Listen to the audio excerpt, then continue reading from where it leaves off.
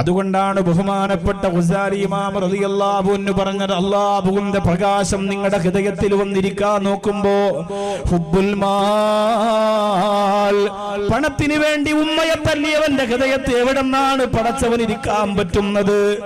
പണത്തിനു വേണ്ടി കൂടപ്പിറപ്പുകളോട് തല്ല് നടത്തിയവന്റെ ഹൃദയത്തിലേക്ക് എങ്ങനെയാണ് അല്ലാഹു റബ്ബുൽ ഇസ്സത്തിന് ഇരിക്കാൻ കഴിയുന്നത്?